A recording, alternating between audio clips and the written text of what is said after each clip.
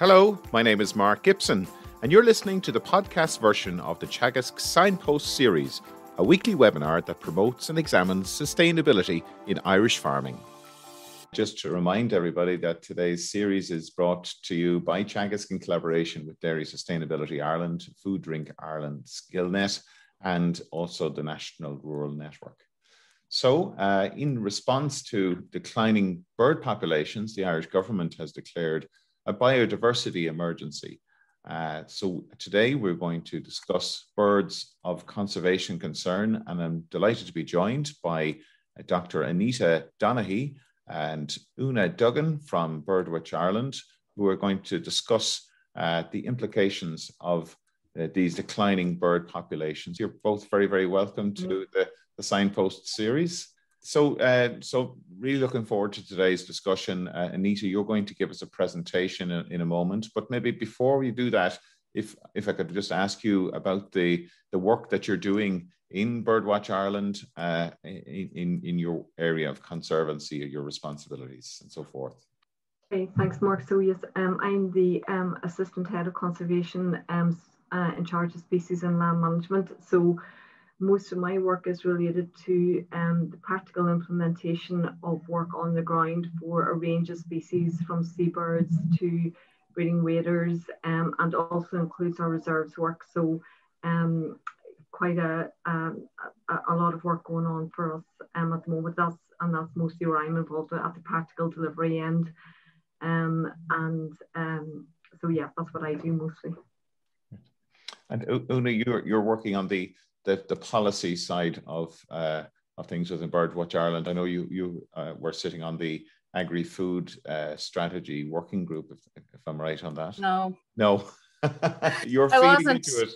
I wasn't. So I work on advocacy for Birdwatch Ireland, and that means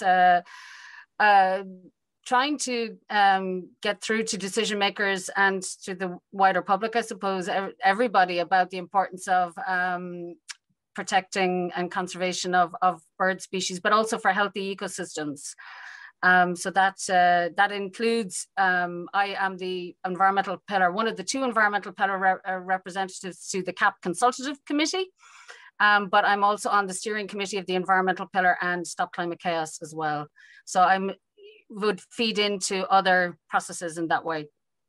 But just to say as well, Birdwatch Ireland has 15,000 members nationwide. We have 25 branches all around the country. We have offices when they're open, in Letterkenny, Belmullet, Banagher, and in Galway. So we're the largest conservation NGO in the country for biodiversity. Okay, well, what we'll do is we'll go straight to the presentation, Anita's presentation, and we will take questions afterwards, and really looking forward to the discussion. As I said earlier, my name is Anita Donaghy. I'm the Head of Species and Land Management with Birdwatch Ireland. And today I'm going to talk about birds of conservation concern in Ireland, or BOCI 4, as we call it, which is the fourth assessment of the status of birds in Ireland. And we've done 4 assessments.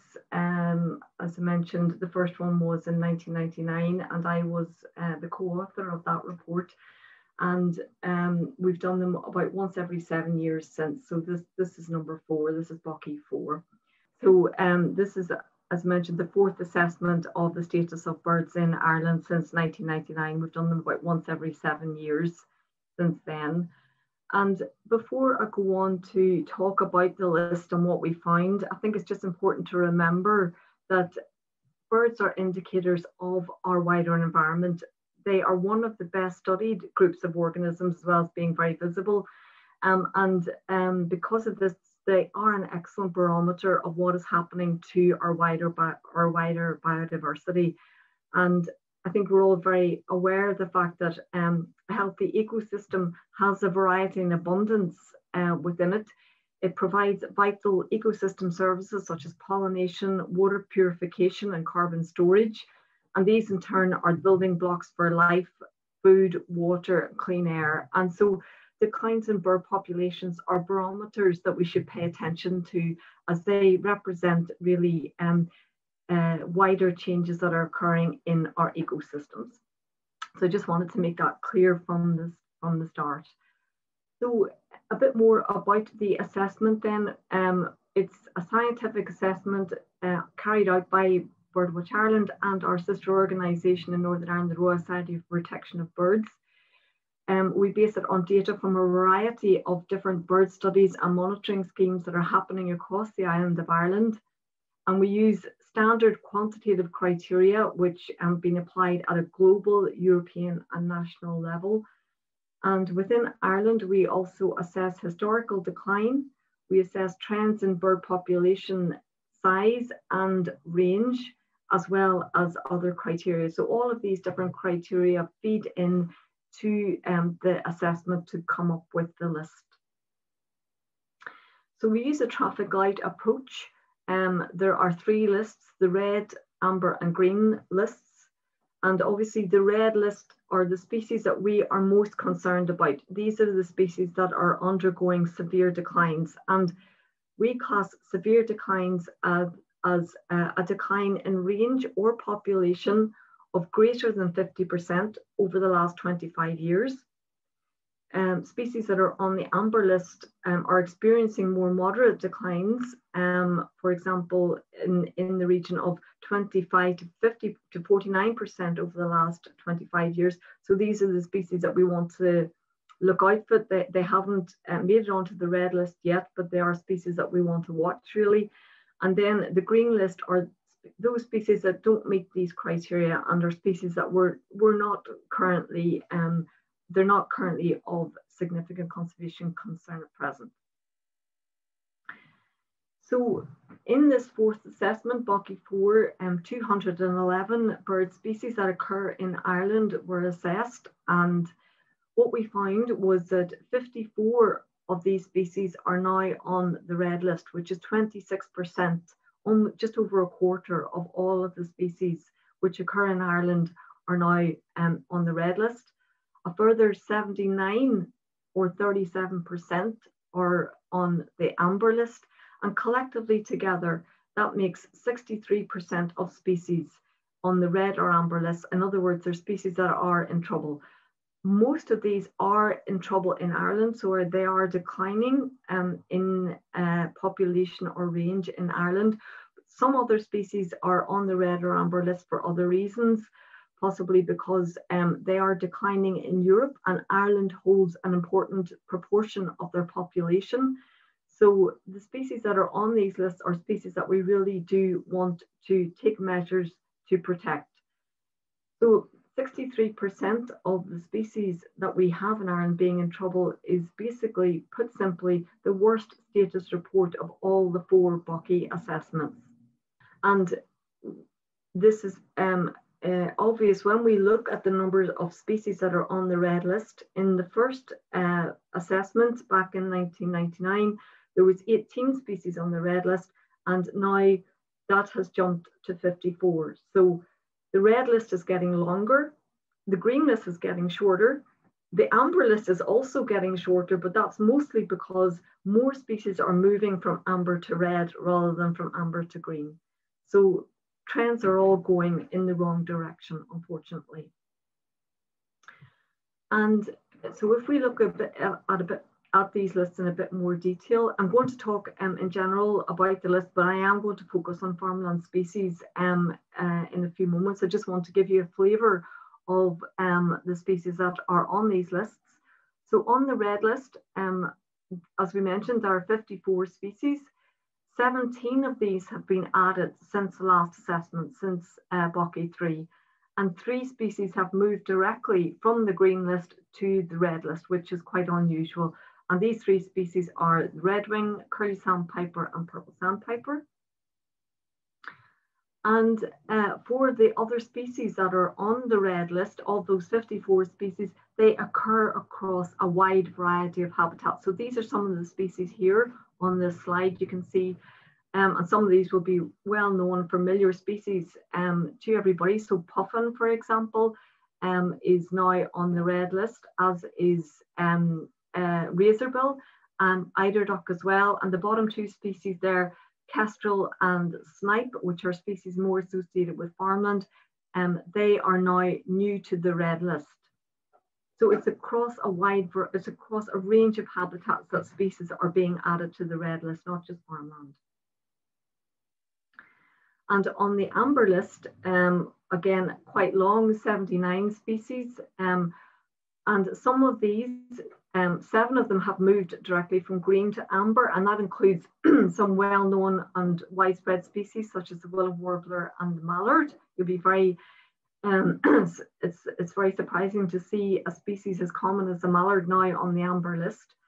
And also on the amber list are species such as kingfisher, which has been on the amber list on all 4 assessments, and it's moving ever closer to the red list. So in this assessment, Bucky 4, kingfisher is still on the red list because the population decline is 45%. Once it reaches 50%, obviously it will tip over into the red list. But some of these species are moving further and further up the red list, up the amber list, and probably in the next assessment will be on the red list. And it's not just across a range of habitats that species are being added to the red and amber list. It's also across all seasons. So on the amber list, for example, there's 42 breeding species, 11 wintering species, 18 breeding and wintering species, and 8 passage species. So our birds are in trouble, not just across a range of habitats, but in all seasons as well. And one of the largest groups of species on the red list are the wintering water birds. And we have excellent data on changes in our water bird populations because of the long-running wetland bird survey that is funded by the National Parks and Wildlife Service, which Birdwatch Ireland has been implementing on behalf of the government for many years. And some of you are probably involved in iWeb's counts and will be very familiar with this survey. But we monitor every winter some 600 wetland sites across the island of Ireland, and this information is fed into the red list, obviously. And a couple of years ago, we produced a report on the wetland birds, on the status of wetland birds in Ireland, and we showed in that report that there's been a decline of 40% in the population of our water bird species in the last 20 years. So that's almost half of the wintering water birds that occur in Ireland. The populations have almost halved in 20 years. So that is very serious. And these are some of the pressures and threats that are affecting our wintering water birds. And it's not climate change necessarily. We don't need to even look at climate change.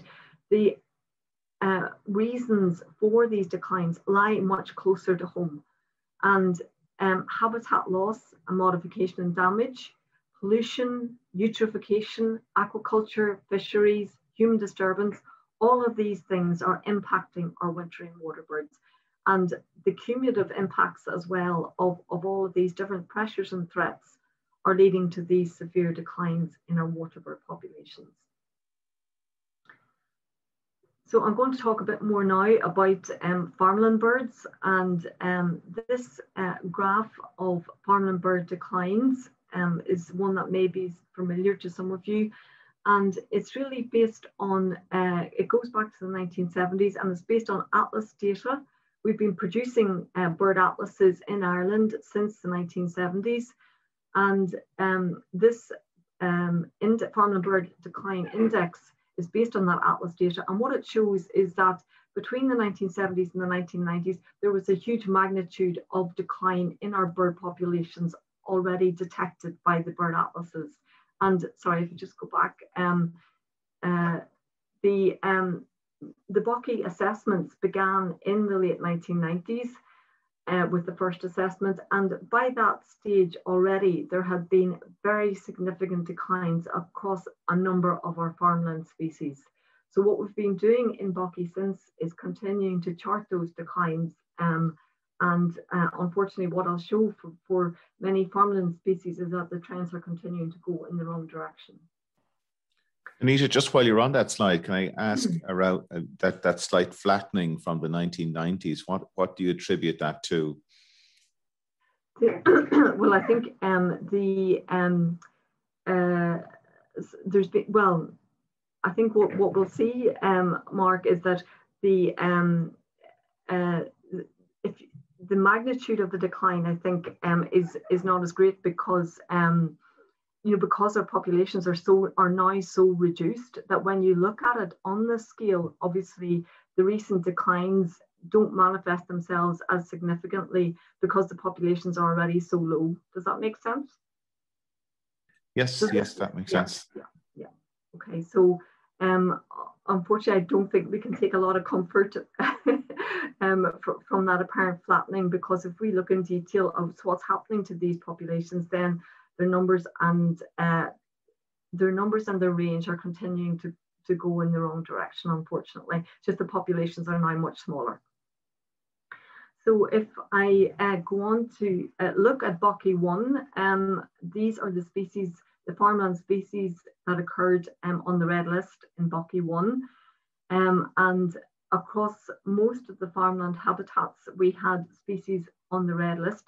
Those that are circled there are Annex 1 species. So these are species on Annex 1 of the Birds Directive, and they are afforded the highest level of protection because under the Birds Directive, member states have to designate special protection areas for these particular species. So at that time in Buckie 1, there was 3 of these Annex 1 species on the red list.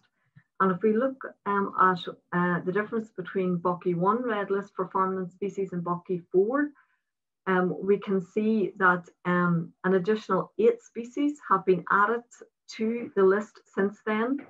One slight good bit of comfort that we can take is that chough and hen harrier down here moved from red to amber, but unfortunately additional species were added in the upland and coastal habitat sector. So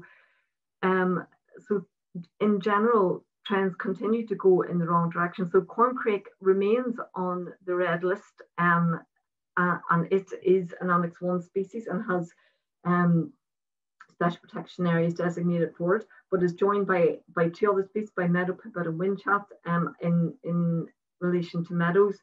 So you can see that, as I mentioned, 8 species are new to red between Buckie 1 and Buckie 4.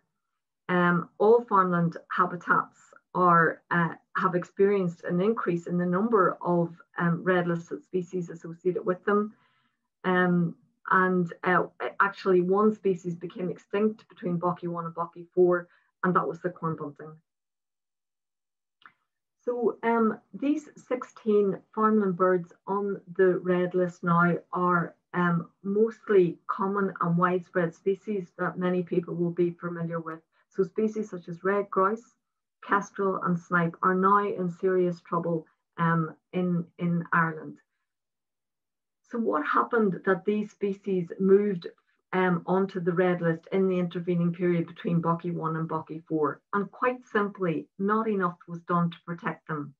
There was widespread loss and fragmentation of their habitats, and that's what caused these species to move onto the red list between Buckie 1 and Buckie 4. And this was something that the EU Commission flagged up with Ireland during the Birds case. Some of you will be familiar with the Birds case. The European Commission took a case against Ireland to say that not enough was being done to protect a number of species. And one of their complaints was that not enough was being done to avoid pollution and deterioration of habitats outside of designated areas, and in other words, in the wider countryside. So the Commission at that stage indicated that it believed that the measures taken by Ireland to protect species in the wider countryside are partial, isolated measures, only some of which promote the conservation of the bird populations concerned, but which do not constitute a coherent whole. And there has been an attempt to address the declines of species in the wider countryside. There's no doubt about that.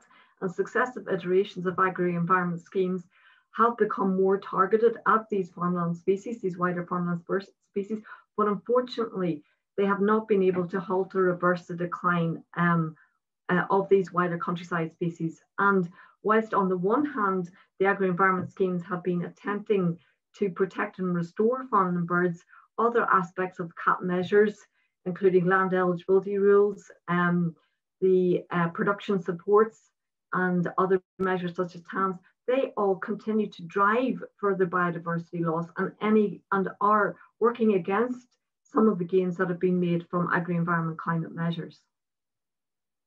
And the Irish government in 2017 produced a report to the Commission responding to the fourth complaint of the Birds Directive, of the Birds case. And in that programme of measures report, it stated that Ireland has introduced new measures and built upon existing activity. And they've highlighted some of the things that have been happening in the since 2007, since that complaint was issued. And they include things like the targeted actions in GLOS for species such as the corncrake, grey partridge, lapwing and twite, hedgerow measures designed to benefit owls and kestrel, wild bird cover designed to benefit species such as yellowhammer, and measures such as low input permanent pasture and traditional hay meadow measures in the agri-environment schemes, which will benefit snipe and windchat. And unfortunately, however, this fourth assessment shows that all of these species are still on the red list. And in fact, some of them have moved from amber to red. So unfortunately, despite these agri-environment measures, since 2007, trends are still going in the wrong direction for many of these species. And of course, it's not just a failure of agri-environment measures which have led to these continued declines. There are other factors at play, of course, and one of the key ones is that for these species that are not Annex 1 but are red listed, particularly some of the farmland species such as curlew, lapwing and snipe, they actually have very little protection in Irish legislation. So because they're not Annex 1, there's been no SPAs designated for them, and very often they're not a qualifying feature of SPAs or SACs. Under the Wildlife Act, nests and chicks are not protected from farming activity. So for ground nesting birds in particular, farming activity can destroy nests during the breeding season, during the normal course of agriculture. That happens, and that is also contributing to the declines of ground nesting birds in particular, and also other measures such as the EIA agriculture regulations, which are designed to try and protect some of these species. The thresholds are so high that most farming activity is not impacted by the regulations, and we see continued small-scale loss of biodiversity habitats is occurring widely across the country. So these reasons are also contributing to these declines. And other land use changes such as afforestation are also contributing. And there has been an attempt to address some of the concerns through various protocols and things such policies such as land types for afforestation, nature impact statements for forestry projects. All of these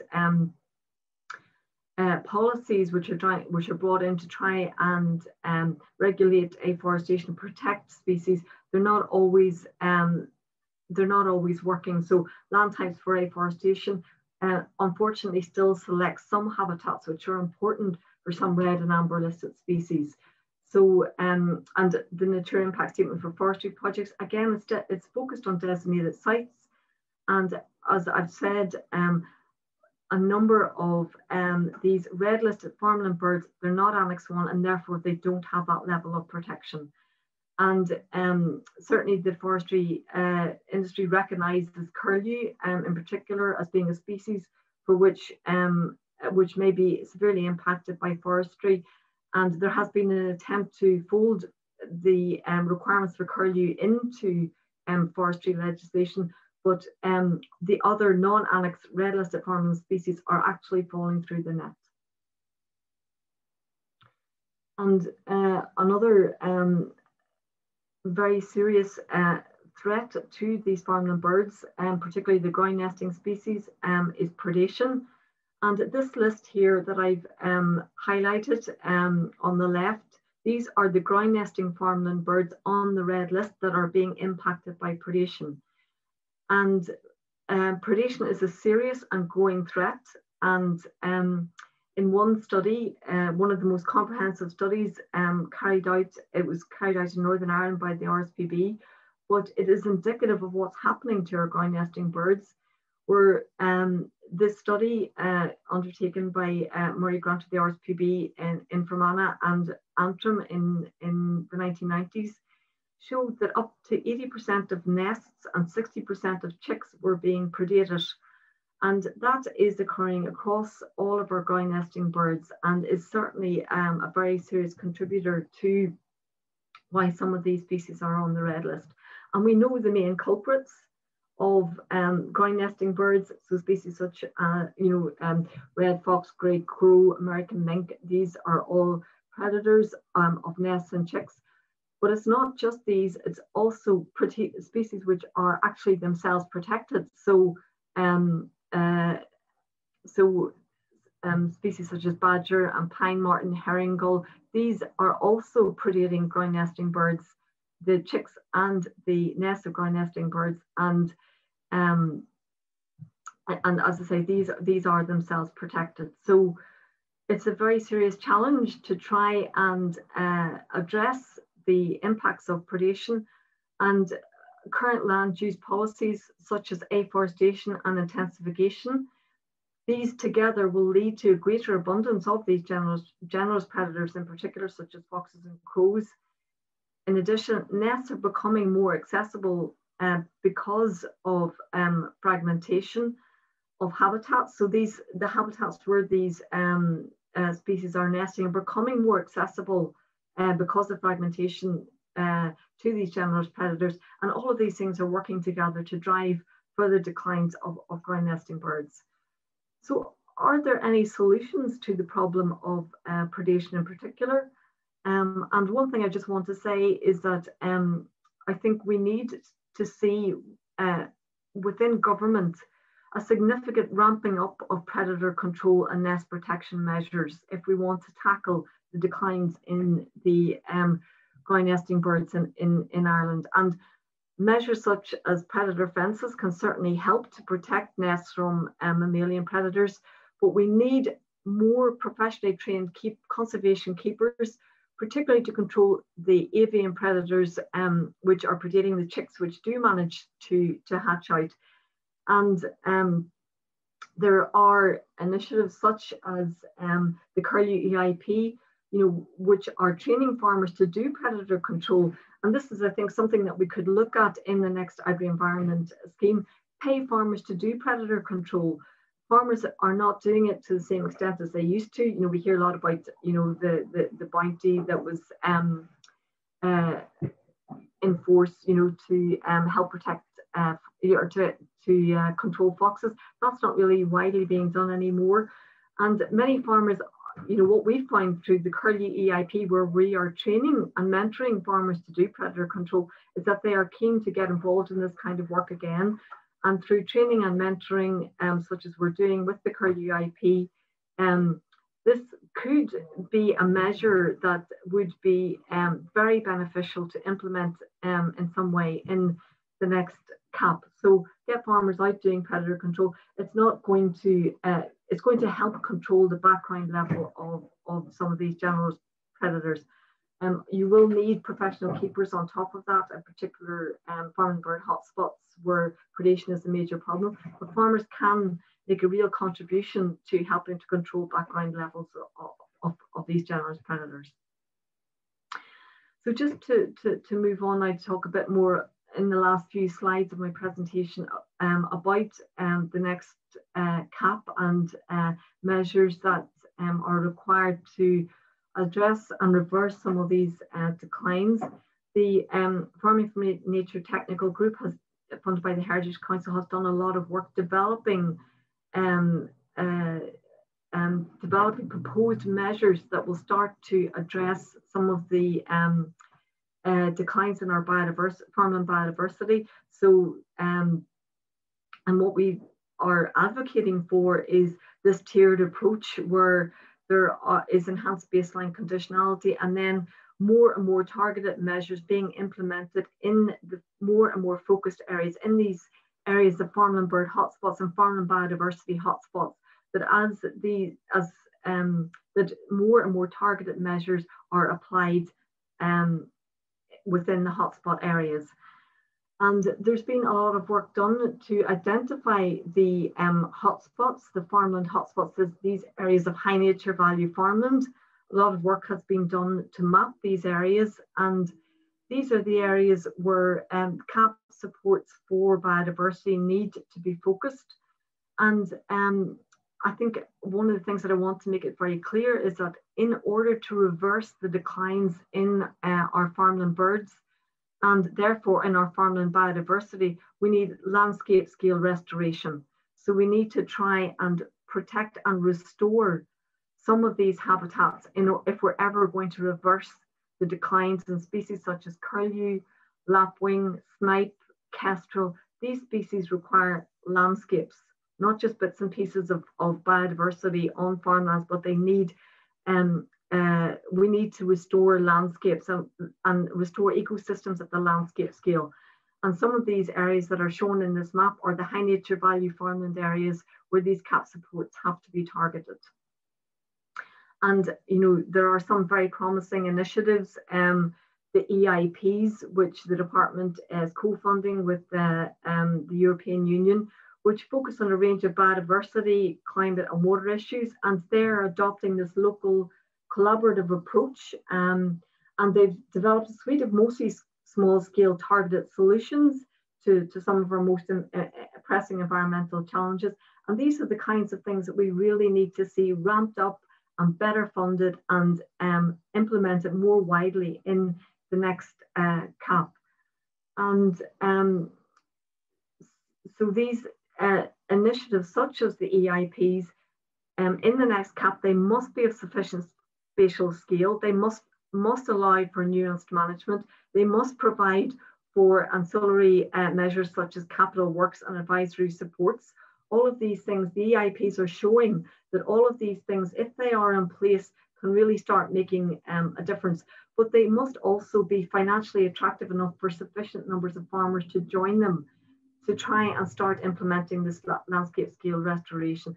So, and I think that is a huge challenge. There's no doubt about it. And unfortunately, I think for for the agri-food industry, I'm not sure to what extent they're recognizing the challenge that that these assessments such as BOCI 4 are highlighting. And whilst we are hearing things such, the draft agri-food strategy to 2030, has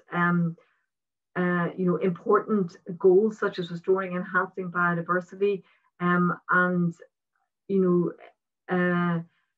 indicating that 10% of biodiversity, that 10% of farms will be targeted for biodiversity, and that's great and it's really important. But let's not kid ourselves here.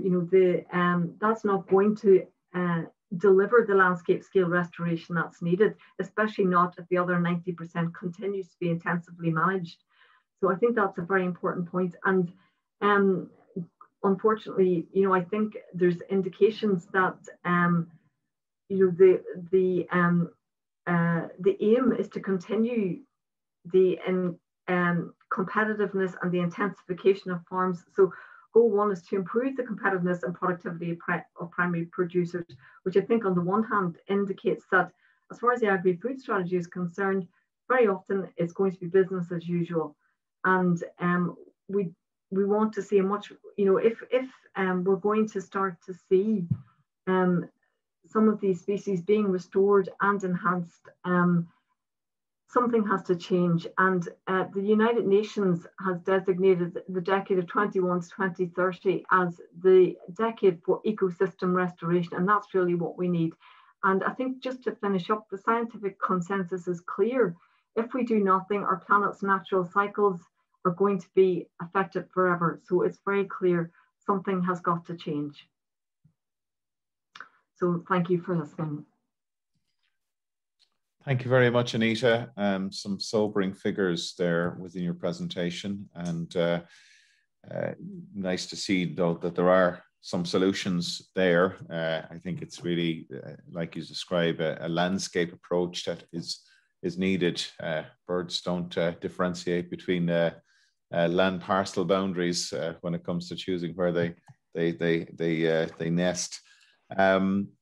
We had a number of questions there, specifically around the figures that we were showing on the barn owl, that there was some signs of increase of that population. Is there something that we can take from that or learn from that, or what might be causing that? You might turn on your cameras. You could turn on your cameras as well, yeah. And Oonagh, I could invite you back as well. Join the discussion. Yes, so I think with barn owl, yes, it's a species that we monitor very closely, and as we've got some really good information on barn owl, and certainly so I think there's some indications of recovery. There's some expansion of some of its prey species occurring. And I think that's contributing to the recovery of barn owl, but it's not. I think it's not really an indication that the wider landscape is being restored sufficiently to protect and enhance its population. So, you refer to some of the agri-environmental schemes, the impact that they were having or not having on improving bird populations.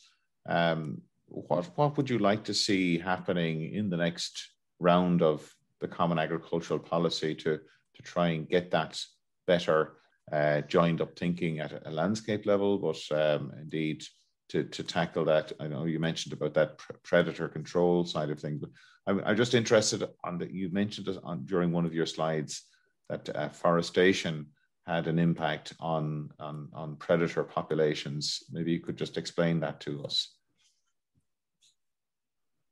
Yeah, so one of the impacts of afforestation is that it provides cover for generous predators such as crows and foxes. So it provides, places for foxes to hole up during the day.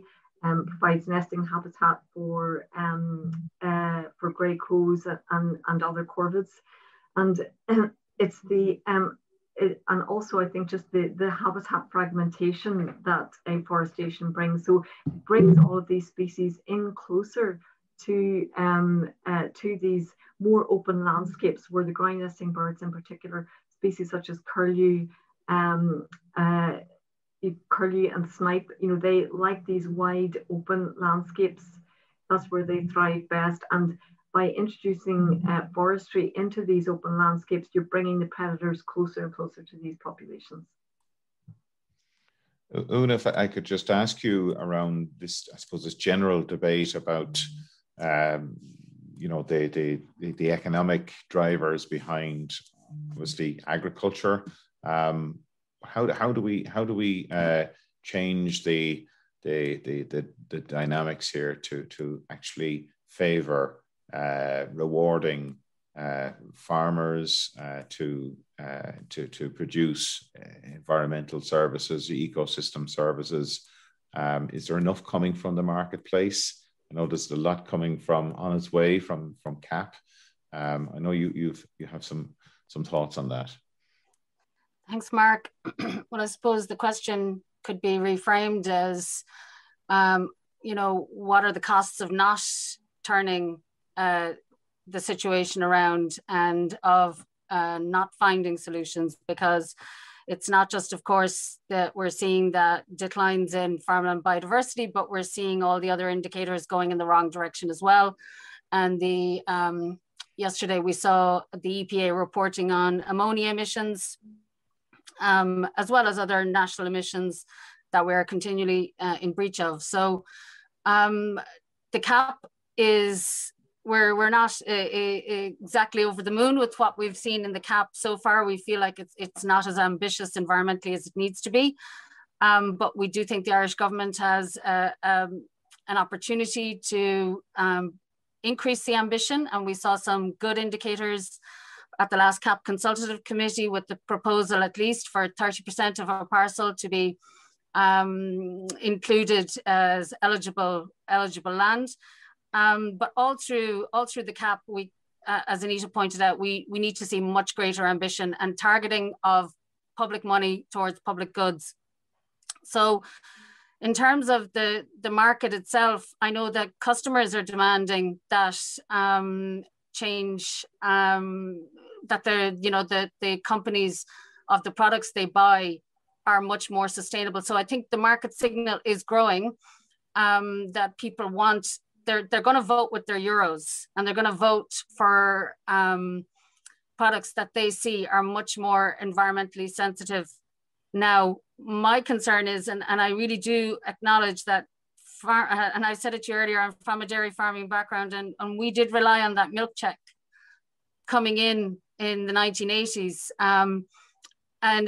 So farmers are not getting enough for what they produce. So this is, I think, and there are increasing demands on them. So, that I don't have an easy answer for how that should be turned around, but I really would like us to see a focus on, and cutting production and focusing on much more high-end organic products. I think it would be an avenue for us. There is a market for this more high quality produce. And I'm not saying that the current produce isn't meeting standards and isn't of quality. I'm sure I could get into a load of trouble for saying that, but I mean that focus on less is more is what I would think is the way we need to go. And we know internationally, I mean, I know that we produce and export 90% of our produce, and it goes around the world, but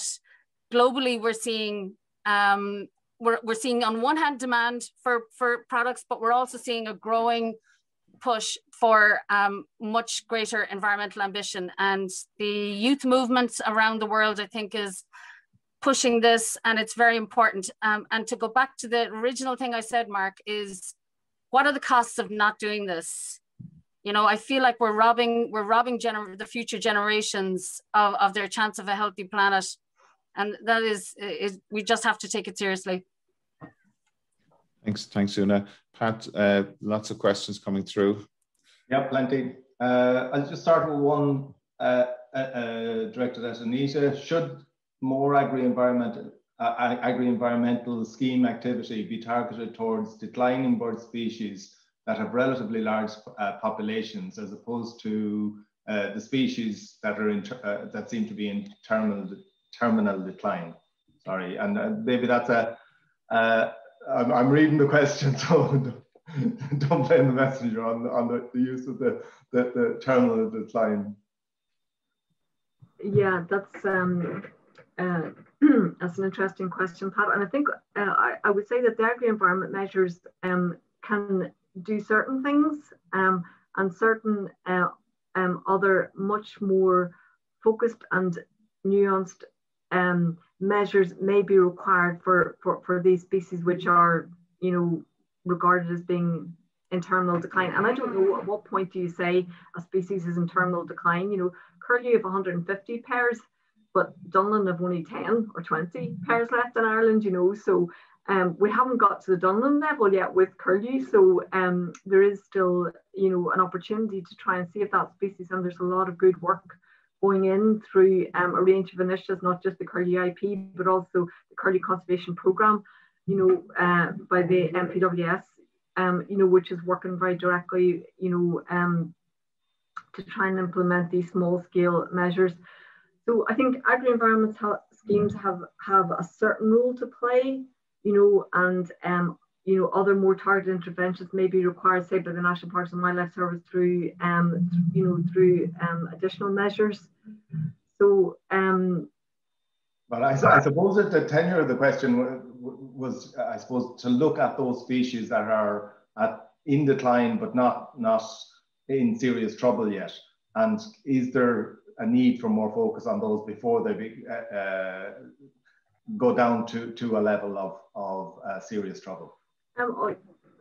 Certainly, you know, I think there is. And I mean, what I would also say is that, you know, when you start to implement measures for farmland biodiversity, you know, that are targeted at a particular bird species, you know, a wide other suite of different groups of organisms will also benefit from that, you know. So, you know, measures, for example,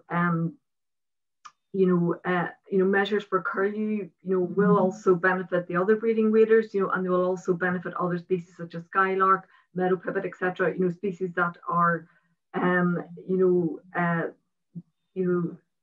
are also declining, but not to the same extent. So, you know, I think it's, you know, I was certainly, you know, I think we do need to focus on the most endangered species.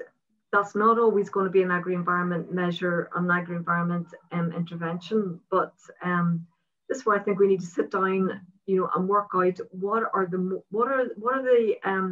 measures that are going to be most beneficial and deliver the most benefits. I think, yeah, there's definitely a serious conversation to be had around that. I'll give you two questions together. One is, how much damage will the dairy expansion, which has occurred over the past few years, do to bird populations in Ireland over the coming years? And do you genuinely think that this expansion needs to be halted or immediately reversed? And a second question then relates to farmers who are operating in relatively intensive situations. Are there things that they can do to support farmland birds? Yeah, so I think maybe I'll just take the second question first. Pat, so certainly, I mean, and I think this is, you know, this is where projects such as the Bride project are so crucial in demonstrating that all farmers can take small scale actions that will improve biodiversity. So even on intensive dairy farms, there are things that farmers can do that will benefit biodiversity, and they may not be, you know, they probably on these intensive dairy farms, they won't have the suite of really endangered species, you know, because they'll already have gone, you know, they're already no longer occurring on those intensive dairy farms, but other species are there. And there are measures that farmers can do to protect those species, not just the birds, but also but the other biodiversity, and, you know, to try and stop those moving further up, you know, the red and amber lists, you know. So without a doubt, there's many things that can do, and you know, there are people, you know, who can talk much more authoritatively about this than me, but, you know, I would point to the Bride project as being, you know, a really good example of demonstrating how those dairy farms, you know, intensive dairy farms can still make a contribution. And can you remind me what the first question was? It was basically asking about maybe it's one that Oonagh might want to take in relation to the intensification and the I suppose the further growth of dairy. Yeah, I wasn't very clear in the question. Sorry, could you just? Okay, I'll just to find it again. Sorry. How much damage will the dairy expansion, which has occurred in the last few years, do to bird populations in Ireland over the coming years? And do you genuinely think that this expansion needs to be halted immediately or reversed? So just in relation to the, like an example of a bird that is, I think, showing declines relative to changes in the landscape in the last 15 years, like the kestrel has seen a 28% decline in breeding population between 2006 and 2016. Now, research going back to prior to that shows that it was starting to decline before then as well. So kestrel, I mean, that is, I think, a response to the changes in the landscape and more homogenization of the landscape, and that it's, and in particular for its prey species, which is small mammals. So, I mean, we are, the overall declines that we're talking about are getting worse. So we're not seeing any recovery of the species where we saw catastrophic losses. So yes, I think that the intensification, we need to pull back on the throttle big time, not only for farmland birds, but to address the other environmental impacts, including water quality declines and greenhouse gas emissions. So, if I could just add in there as well, that so further expansion of intensive grassland involves, for the dairy industry, involves, the continued loss of these small scale areas, which, drainage of corners of wetlands, for example, drainage of brushy pastures, all of these small scale things, which, have contributed to species such as snipe now being on the red list, So, I mean, we're only going to see that problem getting worse and more of these kind of, it's the species that rely on this homogeneous landscape, that,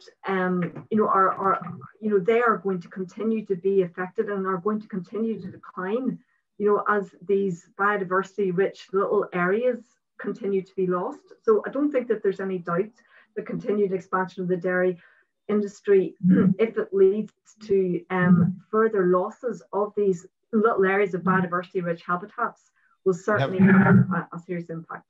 We have a question here in relation to forestry and how do we tally ambitious forestry planting goals with trying to prevent further damage to habitats and risking further decline in bird populations? And I suppose there's different types of forestry within that, but maybe if you could comment on that.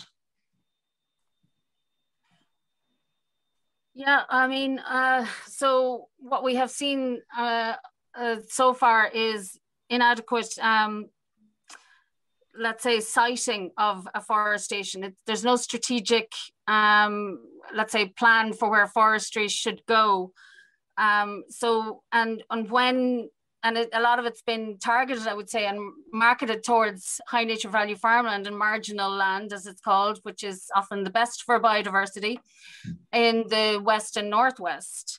But not just in those areas. Again, it could be a marginal, a field in County Limerick, even, that would be rich in biodiversity. So what we're seeing is that there's not enough understanding or assessment of the biodiversity that is there on these sites, and before afforestation is considered, or as a forestation application comes in front of the Forest Service.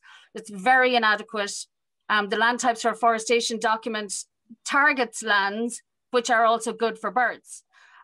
So, we have to go back to brass tacks and to really change this. Now, we had also proposed a forestry sensitivity map for farmland birds, which we think could be a helpful way to identify important areas for birds, which would be able to give more information on these important sites. But as we know, forestry is going through a somewhat of a review at the moment, and we really hope that the outcome of that would be forestry in the right place.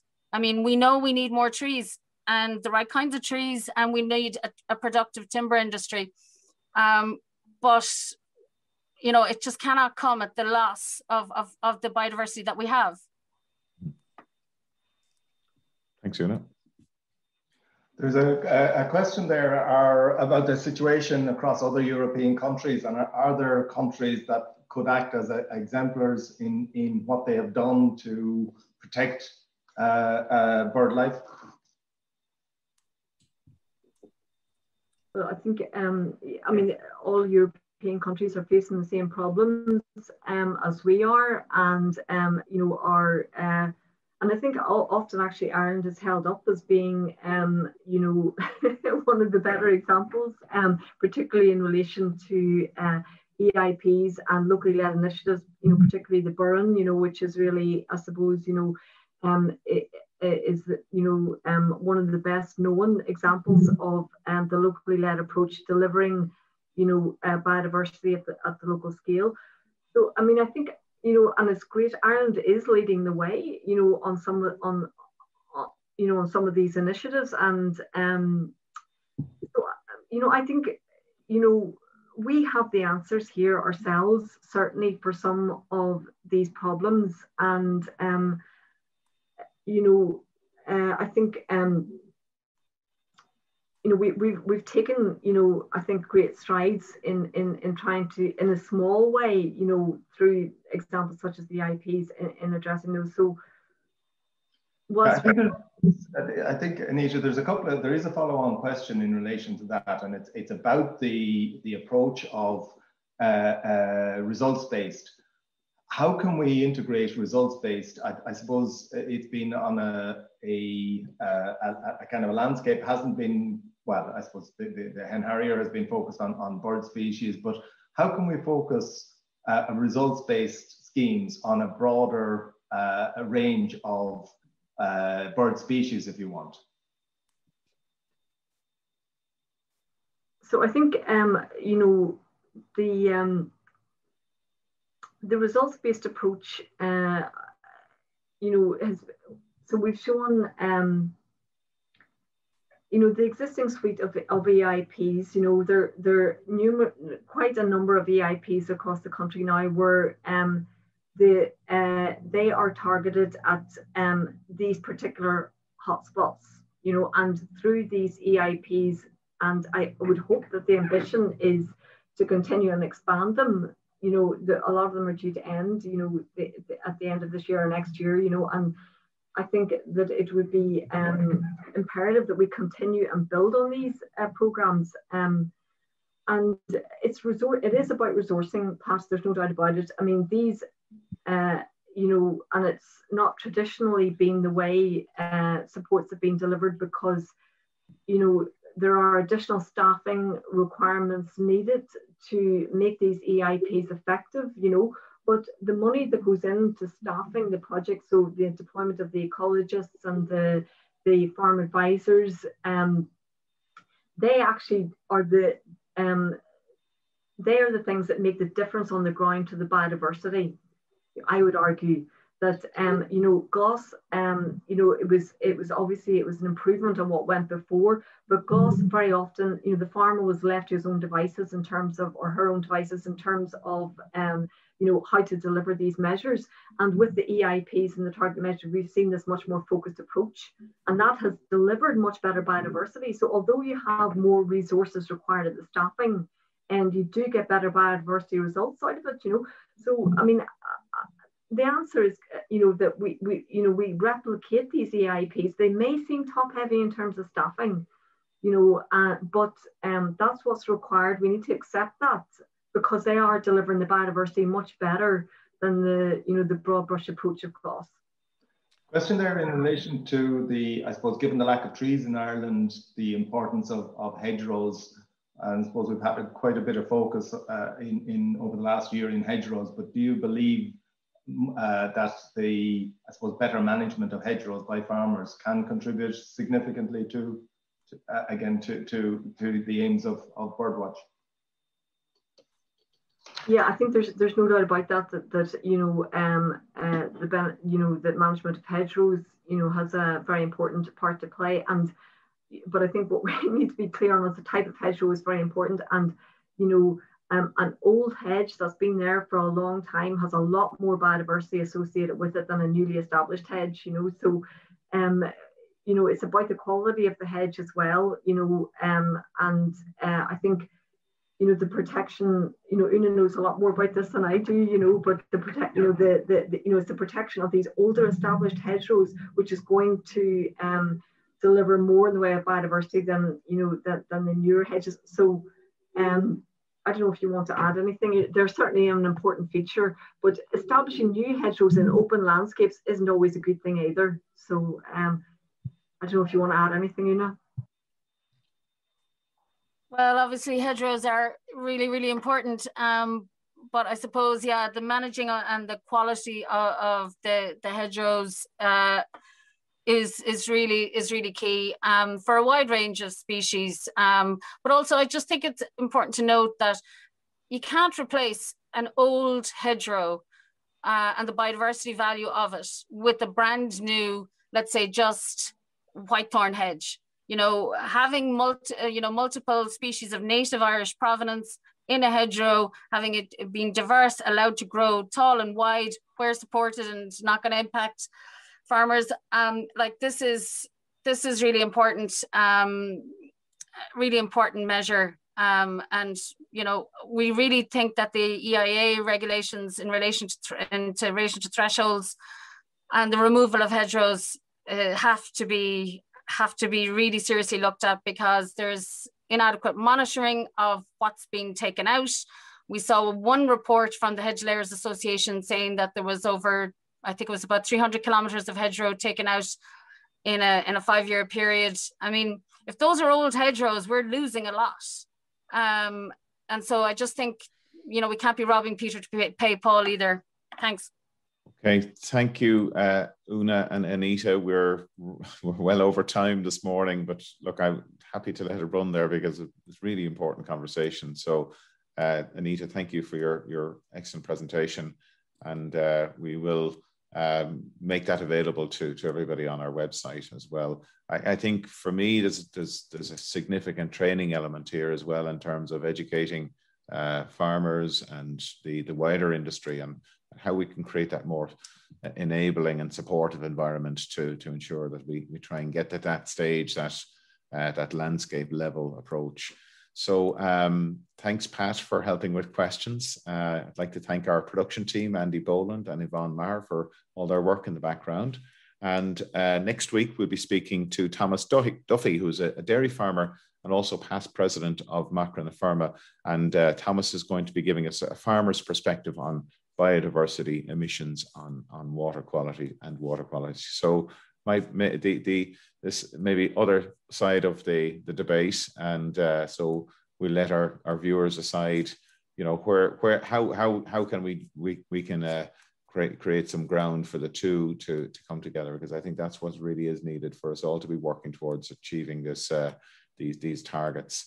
So with that, and I think Mark, maybe a final comment, and I think it is very difficult to get in and look at the entirety of the problem in relation to the decline in birds and deal with it all in one topic. And it's maybe something we need to come back to and deal with on a landscape by landscape basis, and look at individual landscapes and what we might be able to do and what farmers might be able to do in those spaces. So I would look forward to, I suppose, continuing this conversation and maybe get a little bit more specific. And I think there's an economics dimension here as well that has to be addressed as well. How can we make that work for us as well to achieve the targets?